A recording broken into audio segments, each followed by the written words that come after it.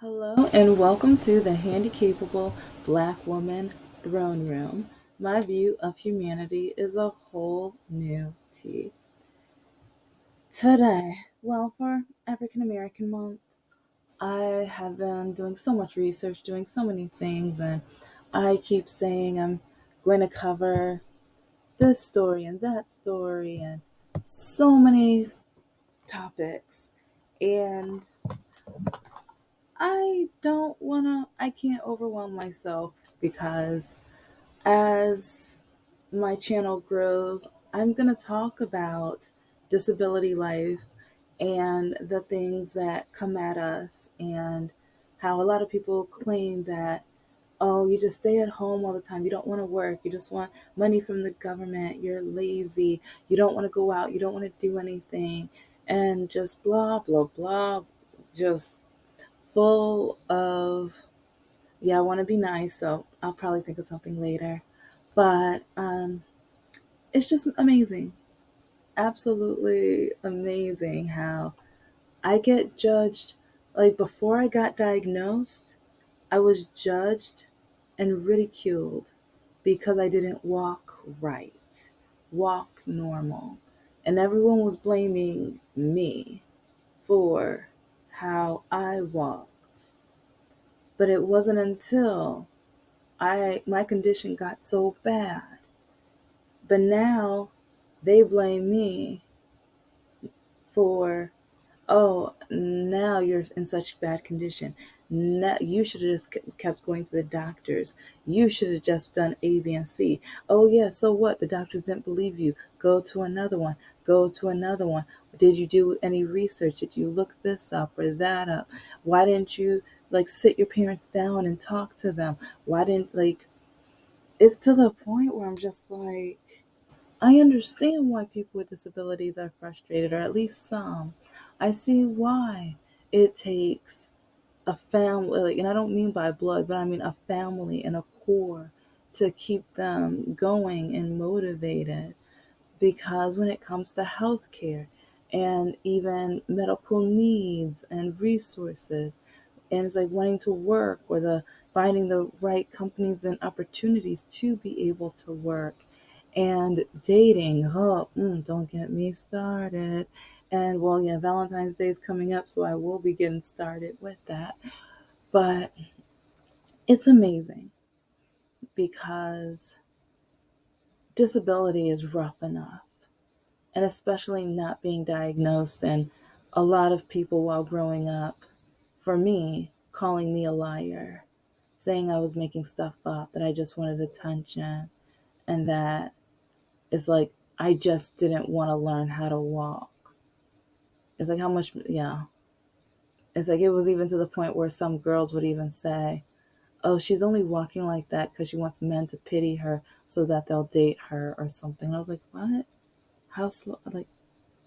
So anyway, yeah, I'm going to have a lot because let's just say I just went to see an amazing play.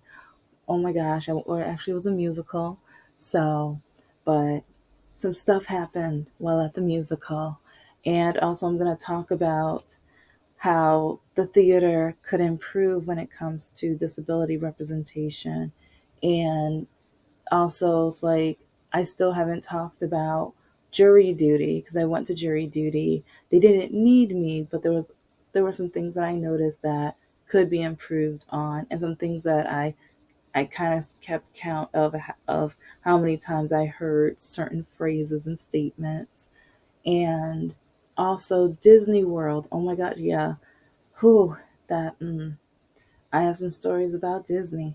So, anyways, and there's going to be more adventures, more activities for me to take note and share with you how people and places can improve, so that it's like some people don't care if the people with disabilities are included within the atmosphere, or some of them don't want us within their area. And some stare at us so much, they just think of us as a distraction, or going to slow them down, or pity on. I was like, boy, bye, girl, please, whatever. So just get ready just get ready because, yeah, I'm going to be talking a lot more about how, especially a lot of people treat those with disabilities and especially in public and stuff like that because the judgment is awful. The stares, like when you're younger, you are taught don't stare at people. Don't, especially strangers and people you don't even know. And it's so uncomfortable because I kept catching grown adults and their children, like the children and the adults, the parents were staring with them. And so when I stared back, oh, but anyways, that'll be another story for another day. It's just amazing with how society, they say that, oh, we're all equal, we're all free, we're all like, no, don't lie. Don't lie. It's lies because I'm not scared to tell the truth. Because as a person of color and having and being born with a disability, I see the difference. I see how people stare and look and groan or just the treatment. So, and that leads me on to the topic of today because the quote on the screen, you do not know how many people I have heard tell me, there's no need to worry about the police if you're not doing anything illegal. Wow. My original podcasters, I've already said a few of my police stories.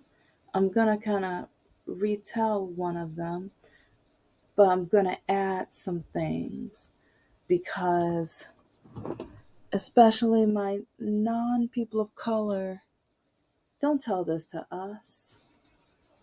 Don't tell this to people of color. You have no idea. You have no idea. Because, yeah, I've never been to jail. I don't have a record. But I've been pulled over by the cops. And I'm about to tell one of those stories right now because, and I'm going to say how when I told this story to my ex's mother, and also while I was streaming, I talked about how I was streaming a couple episodes ago because they're like on Plenty of Fish and there's like 5 different dating apps all connected together where you can watch streamers and you can stream. And like especially I found out about it during COVID and I wanted friends, I wanted to meet people, and it wasn't really the right atmosphere for, like, I met a few cool people, but it's like there were times where I'm like, you know what, I want to meet new people, and maybe it's like I can work on my novel or like work on my projects and stuff, like for my oh yeah, and don't forget I got my Etsy store, it's like I got the link coming up later in the episode. But anyway, it's just while I was working on my goals and dreams, wanting to talk to people, it was amazing with how just belittling men kept treating me. And I guess I was boring just because it's like I wanted to talk about either politics or current events or just like something that didn't have to do with partying or special candy or getting like drinking like adult beverages and things like that. And I don't know, it was, but I remember when I told like a very short version of this story, and there's this one Republican woman who we get along, but yeah, we get along. But there's been a few times where I try to tell her about my racial situations, and she says some of the most ignorant, idiotic, stupid. It's like she just proves that she's a orange man supporter because she's just said some of the most ignorant, stupidest things known to mankind. So it makes sense. It makes a lot of sense. But okay, here we go. Here we go. Okay, this is before Mr. No Heart, before Mr. Lock a Key. I started dating this one gentleman. He lived about an hour away from me and everything. He was really nice. And yeah, it's like you guys kind of know, it's like I used to date guys who had criminal records. And yeah, you need to remember what, like, after what a family member told me, no one was ever gonna love me or want me, love me, or marry me as long as I walked the way I did. I wasn't diagnosed. I didn't know I had a disability, but and some men who walked right or who they didn't like how I walked, or especially a lot of black men, like I think that was the year that 3 or 4 black men told me that if I was going to date them, I would have to drop out of grad school.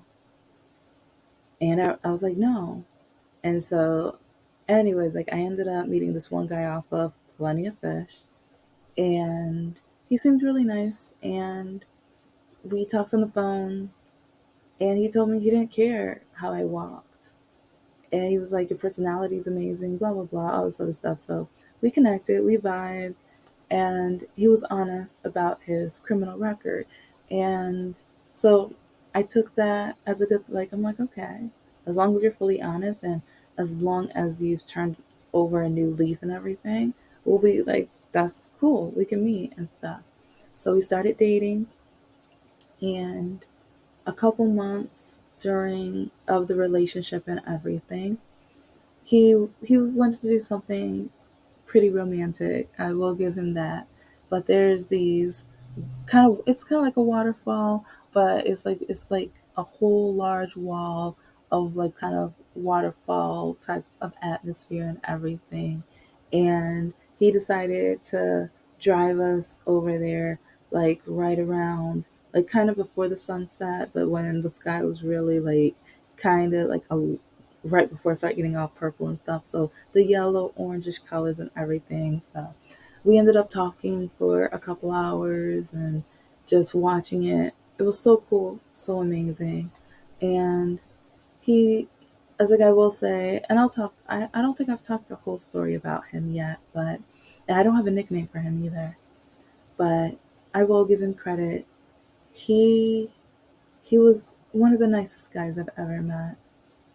And I just wish he thought more of himself. And I wish he didn't tear himself down so much because of his past mistakes. Because I believe we ended up breaking up because whenever his friends or family would meet me, they would be like, why are you dating him? Why are you with him? It's like, honey, it's like, you're working on your masters. What are you doing? It's like, you got degrees? No. And it's like, you want to start a business? Or I remember with one of the little kids, I had one of my children's books drafted, and so like they were spending the night with like, or because he lived with his mom and stuff, so with grandma and everything. It was one of his sister's kids, and I was like, you want a story? And I remember we were on the sofa and everything while he was making, I think it was waffles that night. And so I was reading the story to him, and he was just so giddy and happy. And it's like I just remember his grandma was just like, "You're gonna sell those books. You're gonna sell those stories." And that's I think one reason I ended up dating some of the guys I ended up dating, because either them or their family members motivated me. They weren't putting me down, but we ended up breaking up because he kept devaluing himself. And then I saw him slipping back into his habits of what got him locked up the first time. And I was just like, no, I can't. No, I can't do this. I can't. And I kept telling him, you're better than this. It's like you were doing so well. And but anyway, so because I know some people say I'm so stuck up or whatever because I no longer will date someone with a criminal history. But if you don't know my story, if you don't know my past, it's like actions have reactions. And I've had enough criminals try to steal my heart just to break it. So, no more of that. But after, like, once it started getting dark, like, we were both getting hungry. So he was asking, us like, hey, you want to go grab something to eat? And he's like, we'll drive closer to my house, pick up some food, and we'll, like, maybe watch a movie or something like that. And so we're driving and everything, but then, like, we're like one of the only car, like, this is a road that's so slow, like, hardly any traffic. And we see a cop car behind us, but we're like, okay, whatever, we're not doing anything wrong. We're not speeding, nothing. And next thing but he's driving my car and stuff. So, anyways, we see the cop lights or the lights start flaring. We're like, um, I guess that's for us. That can only be for us. So we pull over, and he's like, license and registration, insurance, and so I'm getting everything together. And he was like, "Why are you doing it?" And I kind of jumped because this jump, the guy that I was on a date with, he was white. So yeah, he's white. So just remember that. So I'm grabbing all the information, and I was like, I jumped because he was just like, he's driving, it's his car. I was like, no, it's my car, sir. You cutting me off? Um, so I'm just like, okay, I guess you need to go in my glove compartment and find my information, and you don't know where my stuff is. And so he's looking because I'm trying to guide him to tell him where it is, and like he's just having the police officer's just having the worst attitude.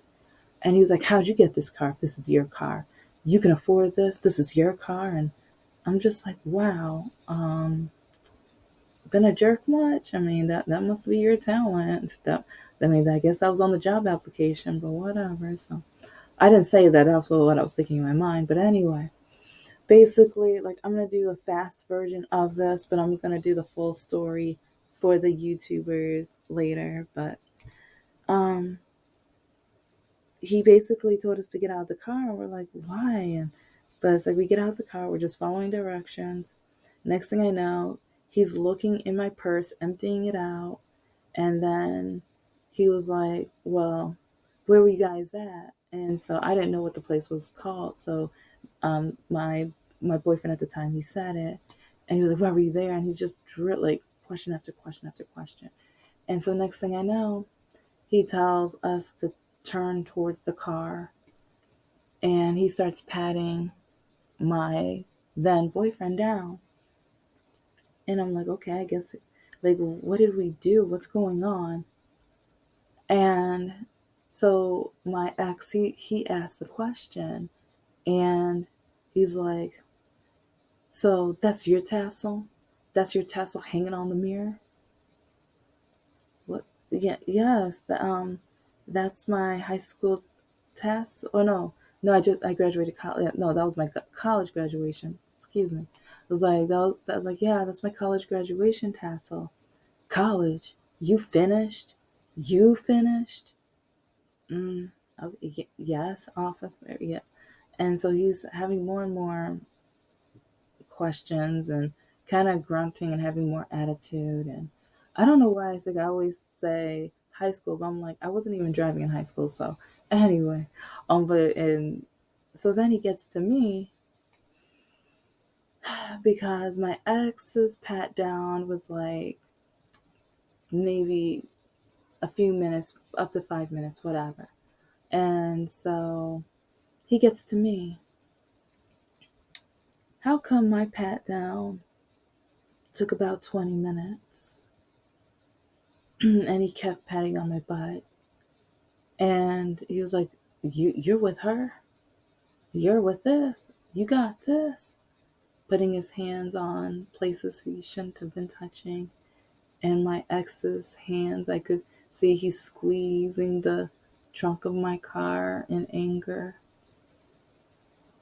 This is yours. You get this. You get to be with this.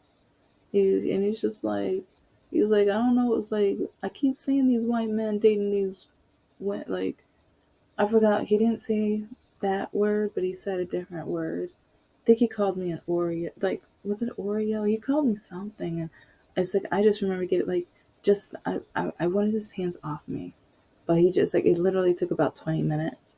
And I know it's like in the podcast episode, I don't even say some of this stuff because I was I remember I started off the podcast talking about my medical condition, then student loans, restaurants, and then I got right into cops because I remember it was like with Black Lives Matter and everything like that. That was on my mind.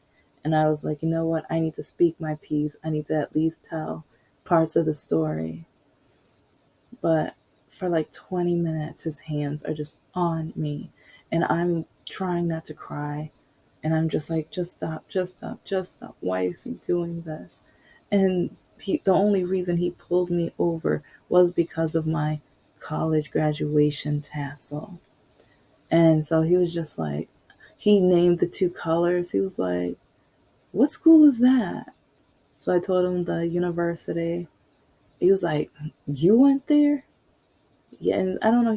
He acted like he couldn't believe a black woman went to college or finished college and things like that. It was just kind of like a lot of the, well, in my opinion, a lot of the Republicans. Because remember, my ex's mom, like Mr. No Heart's mom said, the only reason I got into college is because I'm black. So yeah, it makes sense. Because yeah, remember, she's an Orange Man supporter too, and a lot. And well, okay, I'm gonna get to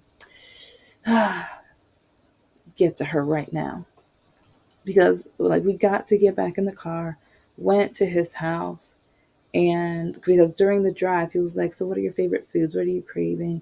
And I remember saying like pizza or tacos or whatever, and it's like we got one of those that night. But okay, now it's time for me to tell you what I told Mrs. No Heart, the story. Well, you shouldn't have to worry about cops as long as you don't do anything wrong. And maybe you just look suspicious. Or maybe you just stood out so much that he just had to. And I mean, she said some other ridiculous things. I know I'm kind of running low on time.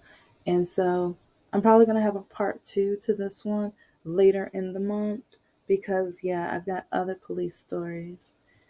But, like, whenever people want to tell me that policemen are fair and just and there's no need to worry about the police if you're not doing anything illegal, when I tell them the story, especially the woman from the Plenty of Fish streaming service or the dating, it's like I think she was on the either Plenty of Fish or the Meet Me version, but she was like, well, honey, you're so beautiful. He just felt so tempted. You're so pretty. He just had to. Excuse me? It's like, well, he just had to find a reason to pull you over. Maybe he was upset or jealous that it turned out that was your boyfriend. But it's like he couldn't resist putting his hands on you just because you're just so beautiful. So if that happened to your daughter, well, no, it's like you have to understand. I have to understand what. Since I'm black, it's okay for an officer to put his hands on me in any way he chooses. And even if yes, okay, there's a tassel hanging from my mirror, but and it's like, and now I am so like, whenever I get into a car and I see like the fresheners or anything hanging from people's mirrors, I get nervous. And people mock me or tease me. My ex teased me because like sometimes especially when it comes to non-black people, I see all types of stuff hanging from their mirrors. And I mean like 10 things. Sometimes like they have 3 or 4 air fresheners, and then they have the dice, and then they have tassels, and they have tons of things hanging from their mirror. And I'm like, hold up. How come you don't get pulled over? How come you have not gotten pulled over? I had one graduation tassel one graduation tassel, and I ended up getting handled by a police officer for 20 minutes. And I did nothing wrong. I didn't have a record, nothing. But Now, when I tell, especially non people of color, especially white women, they try to say, well, it's just because you're beautiful. It's because he was tempted. It was because he just had to. And it's like, as long as you didn't do anything wrong, you weren't arrested, nothing happened to you. He put his hands on me, and not just a pat down. He emptied my purse and went through it. And it's like, after I've proven and given him registration, driver's license, proof of insurance, and all of that stuff, even though it was over a tassel. But when I tell people, that's their response. Well, you're just so beautiful. They couldn't help themselves. So, guys, don't tell this to people of color. You have no right to tell this to people of color, because some of us have been pulled over for something that tons of people do every single day. Especially just something hanging from a mirror. Something hanging like, and I shouldn't have anxiety from like something hanging from a mirror.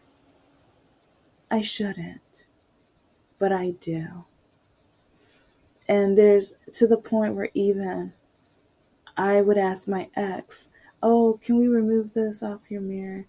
And I mean, he laughed at me, but then it's like he mocked me. He did take it down eventually, but and I think it was just it was after an event or something he did. So I don't think he always had something hanging, but I just remember there was one or two times where something ended up hanging from the mirror. And so it might have been an air freshener because he didn't want his kids to smell the 420 he was smoking. I don't know.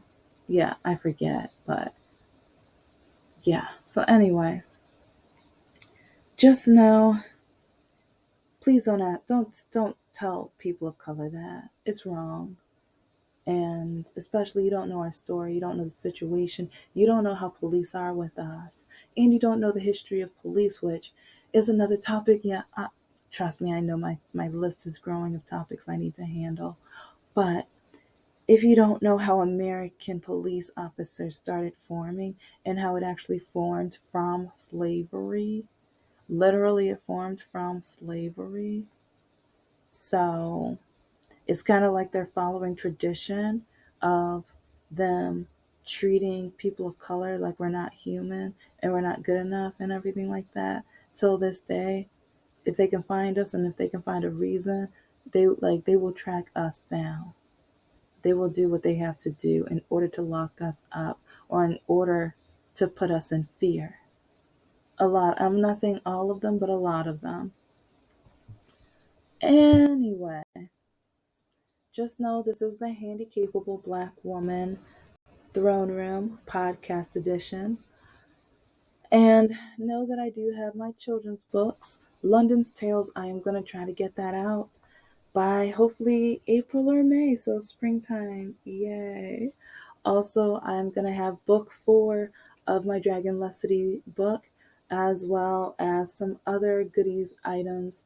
And check me out on Etsy. I have my reading bingo cards and other items coming up, coloring pages.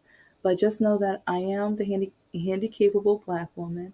I am a woman, I am of color, and I am handicapable.